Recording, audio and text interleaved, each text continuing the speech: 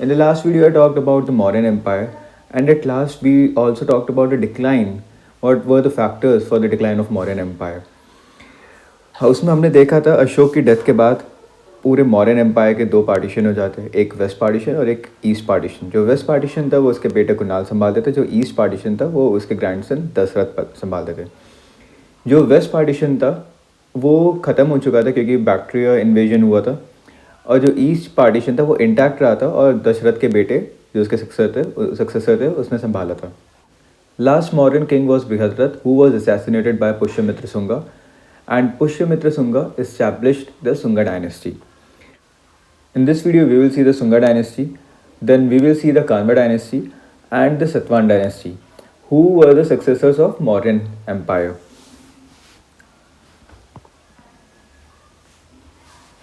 So as I told you, after the death of Ashoka, successors were weak and they were not able to keep the empire intact. मैंने आपको बताया था कि अशोक की death के बाद ये पूरा मौर्यन एम्पायर यहाँ तक था।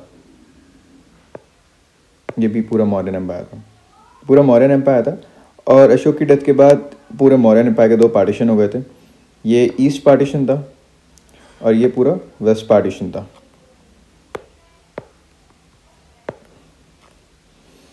ईस्ट पार्टीशन रहा था, बट जो वेस्ट पार्टीशन था यहाँ पे इन्वेजन हो गया था बैक्ट्रियन ग्रीक का। ये पूरा इन्वेजन हो गया था बैक्ट्रियन ग्रीक का यहाँ तक। इसके अलावा एक और चीज़ हुई, अब स्टेट्स ने देखा कि मौर्यन एम्पायर वीक हो गया। अशोक की डेथ के बाद मौर्यन एम्पायर वीक हो गया था, उसके दो पार्टीशन भी हो गए थे। तो इन स्टेट्स ने देखा यही टाइम है पूरे मौर्यन एम्पायर से इंडिपेंड होकर अपने खुद का रूल करने का। सो जैसे कलिंगा, मैंने बताया था कि कलिंगा को अशोक ने एनेक्स करा था, पर कलिंगा फिर से इंडिपेंडेंट हो गया था अशोक की डेथ के बाद, तो ये मौर्यन एम्पायर में नहीं रहा। साउथ में ये सतवाना डायनेस्टी बन गई। ये भी अशोक की डेथ के बाद इंडिपेंडेंट स्टेट बन गया। और जो ये नॉर्थ वेस्ट वाला एरिया था ये भी इंडिपेंडेंट बन गया। और जब ये इंडिपेंडेंट बना तो इसमें वापस फिर से वो छोटे छोटे स्टेट्स आ गए जो मौर्यन एम्पायर के इस्टेब्लिश होने से पहले थे। अब जब ये छोटे छोटे स्टेट्स आने लगे, ये वापस एक दूसरे से लड़ने लगे और फिर से जो ये नॉर्थ वेस्ट फ्रंटियर था ये वीक हो गया।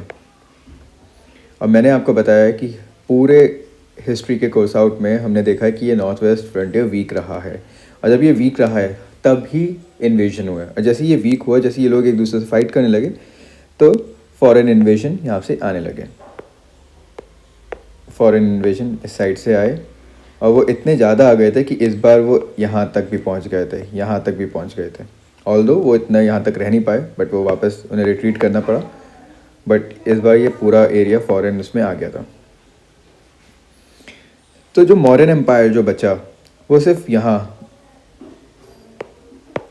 इस वाले एरिया में रहा, गैंगेटिक वैली में, और उसे भी सुंगा डायनेस्टी ने रिप्लेस कर दिया। मैंने आपको बताया था कि बृहद्रथ लास्ट रूलर था और उसका असैसिनेशन करके पुष्यमित्र सुंगा ने सुंगा डायनेस्टी का इस्टेब्लिशमेंट कर दिया था।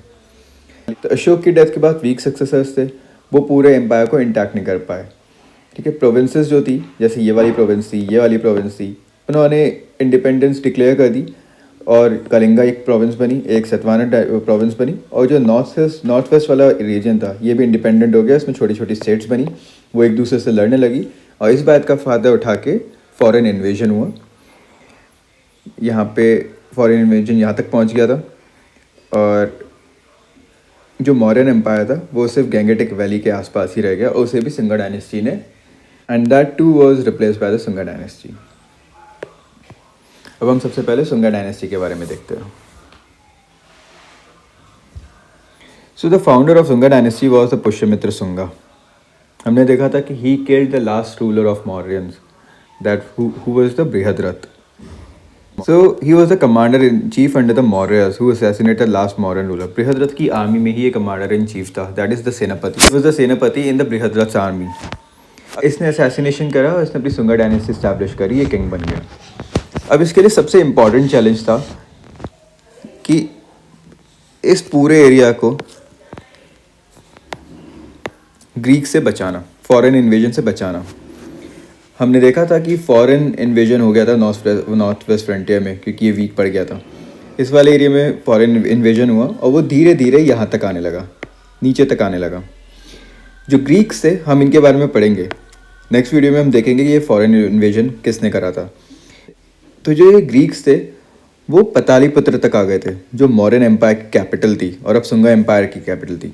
तो ये पटालीपुत्र तक यहाँ तक आ गए थे और कुछ टाइम वहाँ पे रहे भी थे। इन्होंने इतना ज़्यादा अंदर इंडिया के डीप में एंट्री कर दी थी। पतालीपुत्र में आ गए थे, पर पुष्यमित्र सुंगा ने इन्हें वापस भेज दिया और यहाँ तक अपनी टेरिटरी स्टैब्लिश कर दी। तो पुष्यमित्र सुंगा ने ये वाला एरिया, यहाँ तक आ गए थे पहले वो, पर ये इस वाले एरिया को वापस पुष्यमित्र ने छीन लिया था, सुंगा एम्पायर। इसके अलावा उसने कलिंगा में भी फॉर्ट करी। मतलब जो कलिंगा, मैंने आपको बताया इंडिपेंडेंट हो गया था कलिंगा भी, ये था कलिंगा। तो यहाँ से भी ये लोग ऊपर जा रहे थे। तो पुष्यमित्र सुंगा ने इस कलिंगा के खरेवाल के साथ भी लड़ाई करी और अपना जो एरिया था वापस ले लिया। कलिंगा नहीं लिया, ये कलिंगा वाले यहाँ पे घुस रहे थे, तो ये वाला एरिया उस में बचाया था। अब हम पुष्यमित्र का रिलीजन देखते हैं। He was a staunch follower of Brahminism and performed 2 Ashwamedh sacrifices. Pushyamitra Sunga was a believer of Brahminism और उसने 2 अश्वमेध सेक्रीफाइसेस करे थे। हमने देखा था अश्वमेध सेक्रीफाइसेस क्या होते हैं। एक घोड़े को छोड़ दिया जाता है और वो पूरे एम्पायर में भागता है। अगर कोई उस घोड़े को रोकता है तो मतलब वो किंग की सोवरेनिटी को चैलेंज कर रहा है और उसे किंग के साथ लड़ाई करनी होती थी। अगर वो कोई उसे चैलेंज नहीं करता तो घोड़ा जहाँ जहाँ जाता है वो किंग की टेरिटरी होती है। जब वो वापस आता है 1 साल बाद, जब वो वापस आ जाता है तो उस घोड़े की सेक्रीफाइस कर दिया जाता है, उसकी बलि चढ़ा दी जाती है। सो दैट वाज द अश्वमेध सेक्रीफाइस। तो पुष्यमित्र सुंगा ने 2 अश्वमेध सेक्रीफाइस करे थे और इसी की वजह से, पुष्यमित्र सुंगा की वजह से ब्राह्मणिज्म का रिवाइवल हुआ था। हमने देखा था कि जो मौर्यन एम्पायर था, they were the staunch followers of the Buddhism.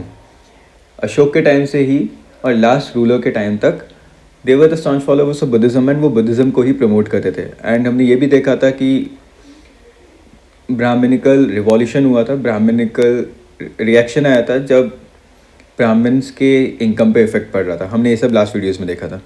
तो इसकी वजह से पुष्यमित्र सुंगा ने रिवाइवल करा ब्राह्मणिज्म का। उसने 2 अश्वमेध सेक्रीफाइस करे और उसकी पॉलिसीज़ भी ऐसी थी जो ब्राह्मण्स को सपोर्ट करती थी। बुद्धिस्ट लिटरेचर में कई जगह लिखा है कि he was a persecutor of Buddhism. मतलब उसने बुद्धिज्म को काफ़ी जगह से ख़त्म कर दिया था। कुछ लोग ऐसा कहते हैं, बट कुछ एविडेंसेस ये भी शो करते हैं कि he patronise Buddhist art. Although he didn't like Buddhism, he was the staunch follower of Brahminism, but he patronized Buddhist art, only the art. The Buddhist monuments of Sachi and Bharat उसने ही सही करवाए थे, उसी के rain में सही हुए थे। तो ये आपको याद रखना है। तो एक बार हम देखते हैं पुष्यमित्र सुंगा के बारे में। ही was the commander in chief under the Mauryas. ये मौर्य बृहद्रथ की आर्मी में एक सेनापति था। उसने बृहद्रथ को मार के पुष्यमित्र सुंगा डायनेस्टी बनाई थी। उसके लिए सबसे इंपॉर्टेंट चैलेंज था जो फॉरेन इन्वेजन हो रहा था उसे रोकना। हमने देखा था कि जो ग्रीक्स थे वो पतालीपुत्र तक आ गए थे, पर पुष्यमित्र ने उन्हें वापस मथुरा और तक्षशिला वाले एरिया तक वापस भेज दिया था, थोड़ा ऊपर तक। उसने कलिंगा के साथ भी लड़ाई करी थी और अपना एम्पायर को बचाया था। वो ब्राह्मणिज्म को काफ़ी अच्छे से फॉलो करता था। उसने 2 अश्वमेध सेक्रीफाइसेस करे थे।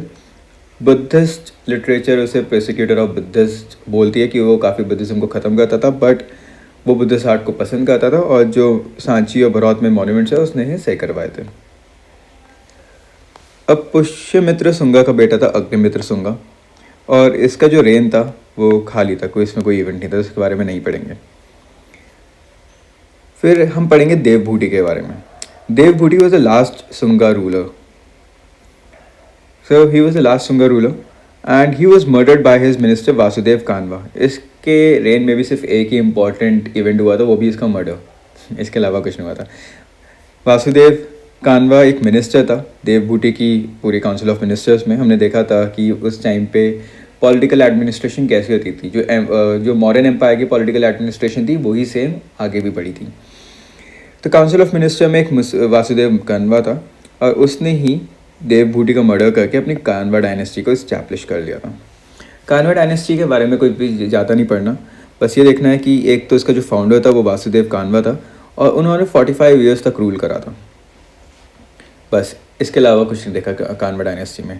उसके बाद जो मगध की हिस्ट्री है वो ब्लैंक है। उसके बाद हमें कुछ नहीं पता कि मगध में किसने रूल करा, कहाँ कौन आया, कैसे क्या हुआ, वो सब ब्लैंक है गुप्ता एम्पायर के इस्टेब्लिशमेंट तक। उसके बाद हमें बस पता है कि गुप्ता एम्पायर आया था, वो भी इसके 200-250 साल बाद आया था, वो हम देखेंगे बाद में।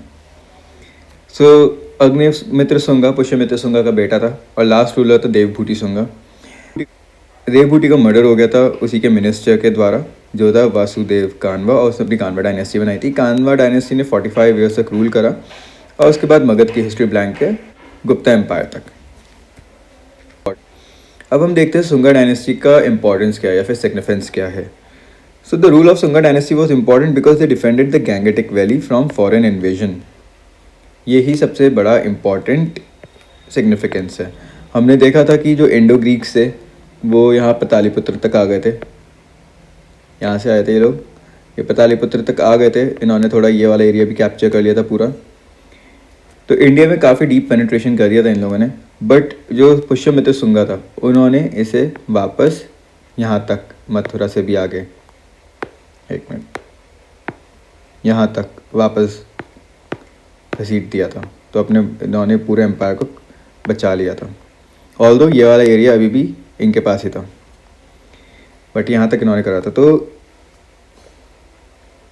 दे defended the Gangetic valley from foreign invasion, पूरी गैंगेटिक वैली को इन्होंने डिफेंड करा था।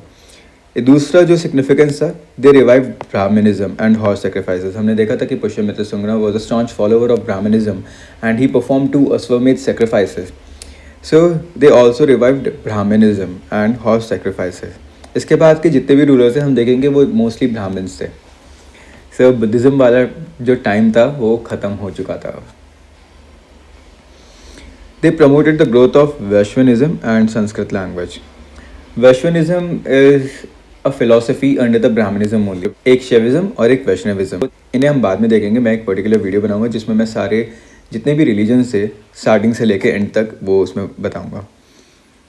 हमने देखा था बुद्धिस्ट की लैंग्वेज थी Pali language, that was the language of people. तो पाली लैंग्वेज काफ़ी प्रमोट हो चुकी थी मौर्यन एम्पायर के टाइम पे, बट पुष्यमित्र शुंगा ने और पूरे शुंगाज ने संस्कृत लैंग्वेज का वापस प्रमोशन करा। तो ये भी एक इंपॉर्टेंट सिग्निफिकेंस है। तो ये 3 सिग्निफिकेंस है, आपको याद होने चाहिए अगर क्वेश्चन आ जाता था कि शुंगा डायनेस्टी क्यों इंपॉर्टेंट है। ऑल्दो उसका रूल काफ़ी कम था और इतना इंपॉर्टेंट भी नहीं था, बस इसका first ruler Pushyamitra Shunga important था because he defended the north India Gangetic valley and he revived the Brahmanism and horse sacrifices. He promoted the growth of Vaishnavism and Sanskrit language. और उन्होंने यहाँ पे कलिंगा में भी वॉर करी थी। इसके अलावा जितने भी रूलर्स थे शुंगा डायनेस्टी के वो इम्पोर्टेंट नहीं है। अब हमने ये नॉर्थ इंडिया में देखा, हमने देखा कान्वा डायनेस्टी के बाद जो नॉर्थ इंडिया की हिस्ट्री है, मगध एम्पायर जो था वो मगध वाला एरिया, उसकी हिस्ट्री ब्लैंक है गुप्ता एम्पायर तक। बट डेक्कन अब हम देखेंगे। डेक्कन में सतवाहनास ने अपना इंडिपेंडेंट किंगडम इस्टेब्लिश कर दिया था। हमने देखा था अशोक की डेथ के बाद अलग अलग किंगडम्स इंडिपेंडेंट हो रहे थे मौर्यन एम्पायर से, उनमें से एक था Satavahanas. So they were the successors of Mauryas in Deccan and central India. ये डेक्कन है, हमने देखा था मौर्यन एम्पायर यहाँ तक तो था ही, बस ये वाले कुछ स्टेट्स नहीं थे, यहाँ तक था, और डेक्कन यहाँ तक आता है। So they were the successors in the Deccan, ये वाला पूरा एरिया था, और थोड़ा सा सेंट्रल इंडिया, ये सेंट्रल इंडिया है, यहाँ पे इन्होंने पूरा अपनी सतवाहना एम्पायर बनाया था। Their rule lasted for 450 years and that is a very long time. हम देखेंगे सतवाहनास आगे तक रहते हैं। तो जो इनकी सोर्सेज है, जैसे मॉडर्न एम्पायर की source he archaeological sources and literary sources, इनकी भी सोर्सेज वैसे ही है। पुराण ये लिटरेरी सोर्स में आ जाएगा और इंस्क्रिप्शन ये आर्कियोलॉजिकल सोर्सेज में आ जाएगा। ठीक है, पुराण में इन्हें आंध्रा बोला गया है, मतलब ये आंध्र प्रदेश जो हम बोलते हैं ना आज का, ये इन्हीं की वजह से पड़ा है क्योंकि सतवाहनास को ही आंध्रा बोलते हैं। ये इंपॉर्टेंट पॉइंट है और ये आपको याद रखना है। अगर क्वेश्चन आ जाता है कि Andhra, the age of Andhra, तो आप कंफ्यूज मत होना, वो एज ऑफ सतवाहनास ही है। ओके, तो पुराण में तो इन्हें आंध्रा मेंशन करा है, और कुछ इंस्क्रिप्शंस है जो आर्कियोलॉजिकल सोर्सेज होते हैं। नासिक एंड नानगढ़ में इंस्क्रिप्शन मिले, रॉक कट केव्स में इंस्क्रिप्शन मिले थे, और वो इनकी इंपॉर्टेंट सोर्स ऑफ इंफॉर्मेशन है। वो जो इंस्क्रिप्शन है नासिक और नानगढ़ वाले इंस्क्रिप्शन है, वो एक किंग था गौतमी पुत्र सतकर्णी, जिसके बारे में हम आगे पढ़ेंगे, उसके ऊपर कुछ लाइट थ्रो करता है, उसके ऊपर बताता है। जो उसके पुराने किंग्स थे वो थोड़ा इस वाले एरिया में आए थे, महाराष्ट्र वाले एरिया में वो मिले थे, पहले यहाँ पे इन्होंने रूल करा और फिर उन्होंने ये कर्नाटक और आंध्र प्रदेश वाला रीजन को कैप्चर कर लिया था। और जो इनके सबसे बड़े एनिमी थे वो थे साकास। साकास के बारे में हम नेक्स्ट वीडियो में देखेंगे, ये फॉरेनर्स थे। सो अब तक हमने देखा जब अशोक की डेथ हुई तो पूरा मौर्यन एम्पायर वीक हुआ। जो मौर्यन एम्पायर में प्रोविंस है वो इंडिपेंडेंट हुए। उनमें से एक था सतवाना जो डेक्कन और सेंट्रल इंडिया में रूल करता था। उनका जो रेन था वो 450 ईयर्स तक का था। हमें इनके बारे में कैसे पता चलता है, एक आर्कियोलॉजिकल सोर्सेज और एक लिटरेरी सोर्सेज। जो लिटरेरी सोर्स है वो पुराण जिसमें इन्हें आंध्रा बोला गया है, तो आंध्रा सतवाना एक ही है। और जो आर्कियोलॉजिकल सोर्सेज है वो है नासिक और नानगढ़ के इंस्क्रिप्शन, जो सबसे इंपॉर्टेंट है। उसमें गौतमीपुत्र सतकर्णी के बारे में काफ़ी इंपॉर्टेंट इन्फॉर्मेशन दे रखी है। जो इसके पुराने जो मतलब स्टार्टिंग के किंग थे सतवाना डायनेस्टी के, वो सबसे पहले महाराष्ट्र में कहीं आए थे। फिर उन्होंने धीरे धीरे गोदावरी रिवर के ऊपर वाले एरिया में पावर ली और ये कर्नाटक आंध्र में उन्होंने अपना एम्पायर को एक्सटेंड कर दिया। और उनके सबसे बड़े राइवल थे साकास। इतना समझ में आया? So it was the political history of the Satavahanas. Now the founder of the Satavahana dynasty was Simuka. So he was the founder of Satavahana dynasty. तो और ये इंपॉर्टेंट क्वेश्चन आ जाता है अगर यूपीएससी में पूछते हैं प्रीलिम्स में या फिर किसी भी स्टेट एग्जामिनेशन में कि who is the founder of Satavahana dynasty, ये आपको पता होना चाहिए। सिमुक। इनके काफ़ी जगह अलग अलग नाम है, कई जगह सुमुक लिखा है, कई जगह सिमुक लिखा है, पर सिमुक काफ़ी कॉमन है। और जो इनका पीरियड है वो काफ़ी डिबेटेबल है। ये अराउंड 120 to 100 BC के टाइम पे रहे थे। तो इसमें सबसे इंपॉर्टेंट फैक्ट यही है that he was the founder of Satavahana dynasty, Simuk. उनका बेटा कान्हा, कई कई जगह ने कृष्णा के नाम से भी रेफर करा गया है, बट कान्हा, उन्होंने रूल करा था 100 से 70 BC के टाइम पे। और इन्होंने जो अपना किंगडम था नासिक तक एक्सटेंड कर दिया था वेस्ट में। मैं आपको बताता हूँ कि इनकी फाइट हमेशा साकास के साथ होती रहती थी क्योंकि वेस्ट इंडिया में साकास का रूल था, वो हम देखेंगे आगे। तो इनकी हमेशा फाइट होती रहती थी साकास से, और साकास उनके सबसे बड़े एनिमी थे। तो कान्हा ने साकास के साथ फाइट करके अपना जो किंगडम था, जो सतवाना एम्पायर था पूरा, वो नासिक तक थोड़ा एक्सपेंड कर दिया था। फिर एक रूलर थे श्री सतकर्णी, ये इनके बेटे थे कान्हा के। उन्होंने वेस्टर्न मालवा एंड बेरार को भी एनेक्स कर दिया था। And he also performed Ashvamedha sacrifices. और इसकी वजह से पता चलता है they used to believe in Brahmanism. मैंने आपको अभी बताया था कि मौर्यन एम्पायर के बाद मोस्टली जो रूलर्स थे वो ब्राह्मणिज्म में ही बिलीव करते थे, और सुंगा डायनेस्टी ने ब्राह्मणिज्म को रिवाइवल करा था। तो ये लोग भी ब्राह्मणिज्म में बिलीव करते थे, they were the followers of Brahmanism. Shri Satakarni ने मालवा एंड बिरार वाले रीजन को एनेक्स करा था और उसने अश्वमेध सेक्रीफाइसेस भी करी थी। और फिर 17th किंग आते हैं हाला। इन्होंने एक बुक लिखी थी गत सप्तस्ती, और उसे सतसाई भी बोलते हैं। ये इंपॉर्टेंट बुक है, इसमें 700 वर्ड्स लिखे हैं प्राकृत लैंग्वेज में। ऑल्दो ये ब्राह्मणिज्म के फॉलोअर्स थे, बट जो इनकी लैंग्वेज थी वो प्राकृत थी। इससे हमें ये पता चलता है। ओके, इनकी लैंग्वेज संस्कृत थी, संस्कृत लैंग्वेज सुंगा डायनेस्टी की थी, पर इनकी लैंग्वेज प्राकृत थी। ये वाली बुक इंपॉर्टेंट है, इसके ऊपर क्वेश्चन आ सकता है, ये याद रखना। तो founder of the Satavahana dynasty वो सुमुक। उन्होंने इतने टाइम पे रूल करा। उनके बेटे थे कान्हा, और उन्होंने अपना जो किंगडम था नासिक तक एक्सपेंड कर दिया था। फिर उनके बेटे थे श्री सतकर्णी, उन्होंने मालवा बेरार भी ऐड कर दिया था, और इन्होंने अश्वमेध सेक्रीफाइस करा था, जिसकी वजह से हमें पता चलता है इनका रिलीजन ब्राह्मणिज्म था। 17th किंग थे हाला। उनकी बुक थी गत सप्तस्ती, जिसे सतसाई भी बोलते हैं। ये इंपॉर्टेंट नाम है, याद रखने से। इसमें 700 वर्ड्स है प्राकृत लैंग्वेज में, और हमें इससे पता चलता है कि सतवाना डायनेस्टी की जो लैंग्वेज थी it was the Prakrit language, not Sanskrit, although they were the followers of Brahmanism. Okay, अब सबसे इंपॉर्टेंट किंग जो है सतवाना डायनेस्टी के वो थे गौतमीपुत्र सतकर्णी। ही was the most important ruler of the Satavahana dynasty, and he was the greatest ruler of Satavahana dynasty, most important and greatest ruler of Satavahana dynasty। हमने देखा था कि नासिक में जो इंस्क्रिप्शंस मिले थे उसमें इनके अचीवमेंट्स रिकॉर्डेड है, और वो अचीवमेंट्स इनकी मदर ने ही लिखे थे, Gautami Balashri. So his achievements were recorded in the Nasik inscription by his mother Gautami Balashri. उसने पूरे डेक्कन को कैप्चर करा था और अपना एम्पायर को एक्सपेंड करा था। अभी हमने कुछ स्लाइड्स पहले देखा था जो सतवाना एम्पायर था उसमें ये वाला पार्ट नहीं था, है ना। ये थोड़ा डेक्कन का पार्ट था ये वाला, और थोड़ा सेंट्रल इंडिया वाला पार्ट था। राइट। जो ये वाला पार्ट था, ये वाला, ये गौतमीपुत्र सतकर्णी ने एनेक्स कर दिया था। So he captured the whole of the Deccan and expanded his empire. His victory over Nagpan, the ruler of Malwa, was remarkable. अब मैंने आपको बताया कि मालवा जो बिरार वाले रीजन थे वो वेस्ट इंडिया में पड़ते हैं, और वेस्ट इंडिया में साकास ट्राइब थी जो हमेशा सतवाहन के साथ कॉन्फ्लिक्ट में थी। तो मैंने बताया था जो श्री सतकर्णी थे, इनके जो पहले वाला रूलर था, उसने ये वाला मालवा बिरार वाला प्रोविंस ले लिया था, जो एरिया था वो ले लिया था, बट फिर से साकास के साथ कॉन्फ्लिक्ट हुआ, वो एरिया उन्होंने वापस ले लिया। तो एक किंग थे जिनका नाम था नाहपन या फिर नागपन, ये एक ही है, ओके। तो ये किंग थे, ये शतरप्स लीनियज के थे। ये जो शतरप है ये ट्राइब है साकास की ही, ओके। ये उसी लीनियज के थे और इन्होंने पूरे इस लीनियज को डिस्ट्रॉय कर दिया था, इसे हरा के वो मालवा एरिया वापस ले लिया था, ठीक है। He patronised Brahmanism, yet he also gave donation to Buddhist. Although they were Brahmans, but उनकी लैंग्वेज थी प्राकृत, एंड वो बुद्धिस्ट को भी काफ़ी डोनेशन देते थे, लैंड देते थे, पूरे पूरे विलेज देते थे। उनका खुद का बिलीव ब्राह्मणिज्म था, बट वो बाकी रिलीजन्स की भी रिस्पेक्ट करते थे।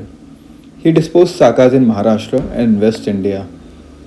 जो गौतमीपुत्र सतकर्णी है वो इसलिए भी फेमस है because he disposed Sakas in Maharashtra and west India. इन्होंने पूरे महाराष्ट्र और वेस्ट इंडिया से साकाज को हटा दिया था। And apart from that he also destroyed many Kshatriya rulers. He occupied Malwa and Kathia, जो वाला मालवा वाला एरिया था जो साकास के पास चला गया था, वो वापस इन्होंने ले लिया था।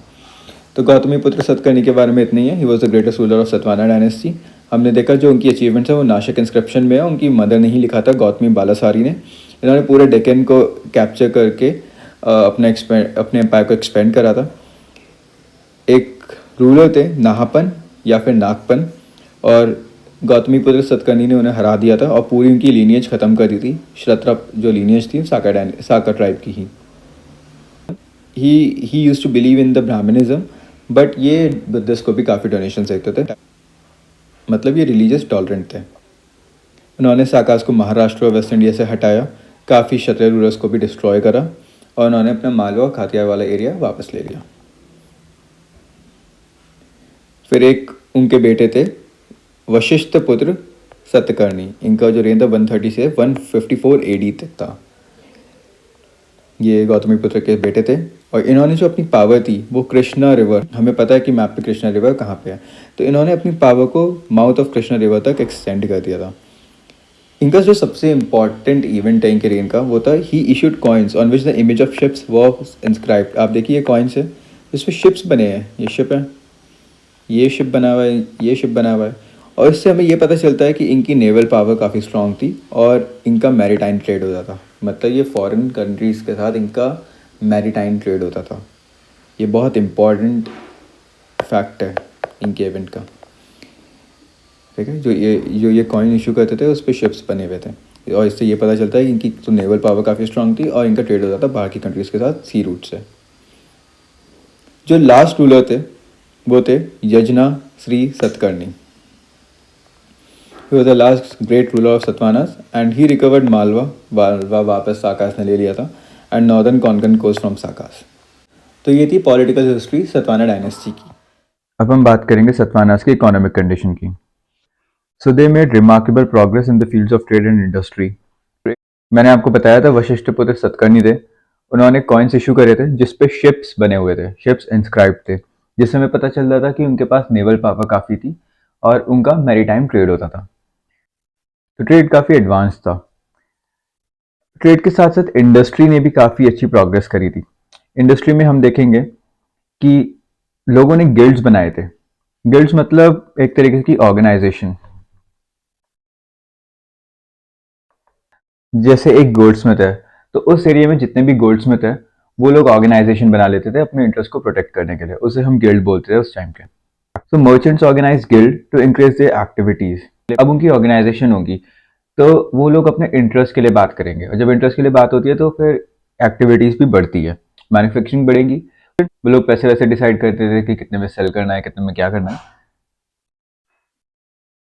मर्चेंट्स के अलावा क्राफ्ट गिल्ड्स भी थे।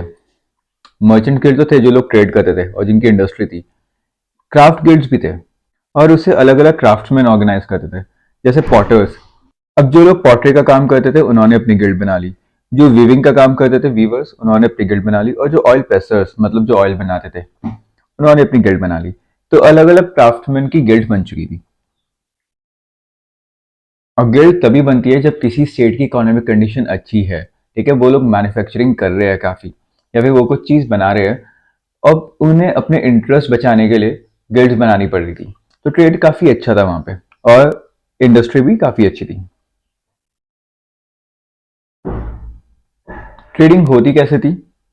जो उनकी करेंसी थी वो सिल्वर कॉइन्स थी, और उसे हम बोलते थे karshapana, and it was use for trade. So silver coins थी कर्शपन, और वो ट्रेडिंग के लिए यूज होती थी। हम ऑलरेडी देख चुके हैं कि ओवरसीज कमर्शियल एक्टिविटीज भी होती थी। वशिष्ठपुत्र सतकर्णी ने कॉइन्स बनाए थे जिसके ऊपर शिप्स ये बने हुए हैं, ये रहे शिप्स। तो ये यही सिग्निफाई करते हैं कि ओवरसी भी कमर्शियल एक्टिविटीज होती थी। Ptolemy mentions many ports in the Deccan. ये एक मैथमेटिशियन थे, इजिप्शियन मैथमेटिशियन, इजिप्ट के थे। तो इन्होंने मेंशन करा है कि डेक्कन, जो डेक्कन वाला पार्ट था उसमें काफी पोर्ट्स थे। अब यही बताता है कि ट्रेडिंग होती थी बाहर के देशों के साथ। और जो इनमें सबसे बड़ा पोर्ट था वो था कल्याणी, और वो वेस्ट डेक्कन पे था।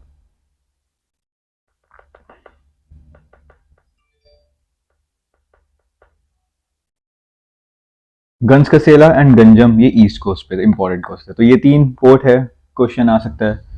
तो कल्याणी वेस्ट डेक्कन पे था, और ये गंज कसेला और गंजम ईस्ट कोस्ट पे इंपॉर्टेंट कोस्ट है। Use of iron in agriculture, advance rural economy. वो लोग आयरन का काफी अच्छा यूज करते थे एग्रीकल्चर में। अब आयरन क्लब्स बनने लगे थे, ये सब पहले भी हो चुके थे, बट आयरन की वजह से उन्होंने डेंस फॉरेस्ट और क्लियर करे होंगे, एग्रीकल्चर काफी अच्छा हुआ होगा, तो उनकी एडवांस रूरल इकोनॉमी थी। और वो लोग कॉटन भी प्रोड्यूस करते थे, कॉटन इनफैक्ट एक्सपोर्ट करते थे। They were the experts of paddy cultivation. Cotton के साथ साथ वो पैडी कल्टीवेशन भी करते थे, जैसे राइस।